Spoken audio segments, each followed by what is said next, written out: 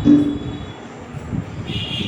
প্রিয় ছাত্রছাত্রীগণ, আবার এসেছি তোমাদের একটা নতুন ক্লাস নিয়ে। অনেকদিন ক্লাসটা অফ ছিল, বিশেষ কারণবশত তোমাদের ক্লাসটা আমি কন্টিনিউ করতে পারছিলাম না। এবার পুরো ক্লাসগুলো আমি কন্টিনিউ করাবো।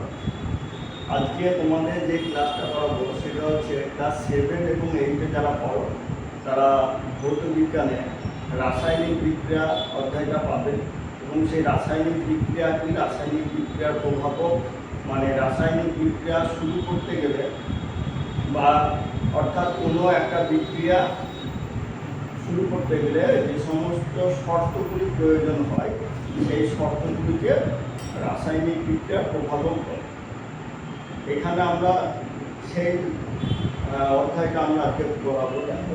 এখানে রাসায়নিক বিক্রিয়ার প্রভাবক কি বলা হয়েছে, যে নির্দিষ্ট শর্ত ছাড়া কোনো রাসায়নিক বিক্রিয়া ঘটে না, তাকে রাসায়নিক বিক্রিয়ার প্রভাবক বলে।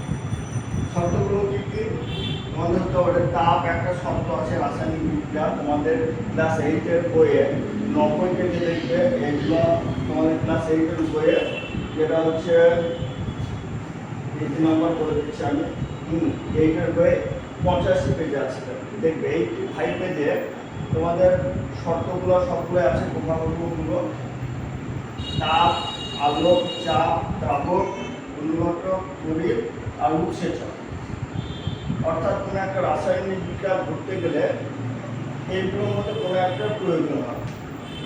যেমন আমি যদি উদাহরণ দিয়ে তোমাদের বলতে চাই, আমরা যদি একটা কোনো কাঠকে পোড়াই, তাহলে কাঠে আগুন দিলে সেই কাঠটি জ্বলে উঠবে না।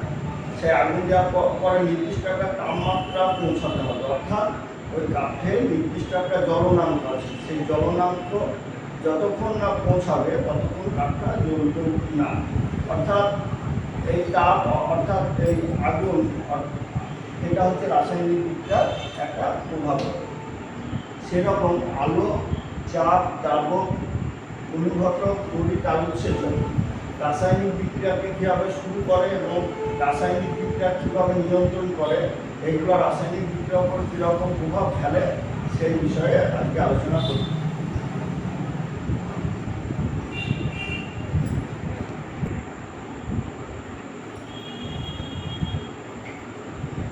দেখো, আমরা 7টা প্রভাবকের কথা বললাম, তার মধ্যে একটা প্রভাবক হচ্ছে তাপ।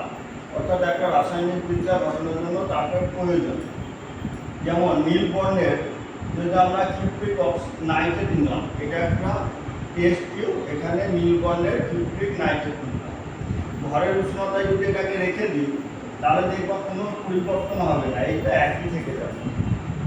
কিন্তু এখানে যদি আমি এর মধ্যে তাপ দিই, এই টেস্ট টিউবের মধ্যে এখানে আমরা যদি তাপ দিই তাহলে কি দেখা যাবে, যে এই যে নীল কালারের কিউপ্রিক নাইট্রেটটা ছিল, সেই কিউপ্রিক নাইট্রেটটা কালো গুঁড়ো এখানে অবশিষ্ট পড়ে থাকবে এবং এই টেস্ট টিউবের মধ্যে দিয়ে এক ধরনের বাদামি বর্ণের ধোঁয়া উৎপন্ন হবে।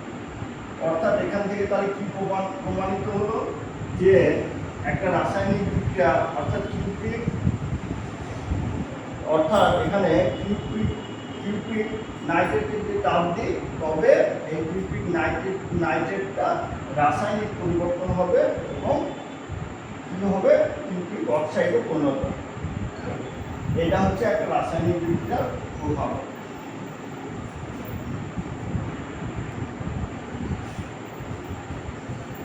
দেখো, তোমাদের যদি সমীকরণটা লিখতে বলা হয় তাহলে কি লিখবে, এটা হচ্ছে তোমার কিউপ্রিক নাইট্রেট, একে তাপ দেওয়া হলে এটা কিউপ্রিক CuO এবং NO2 এটা ধোঁয়া উৎপন্ন হবে এবং অক্সিজেন গ্যাস উৎপন্ন হবে। এটা গেল তোমার রাসায়নিক বিক্রিয়ার প্রভাবক। তার মধ্যে তাপ হচ্ছে রাসায়নিক বিক্রিয়ার প্রভাবক। এর পরে যেগুলো আছে তোমাদের পরের ক্লাসে আমি পরেরটা আলোচনা করব।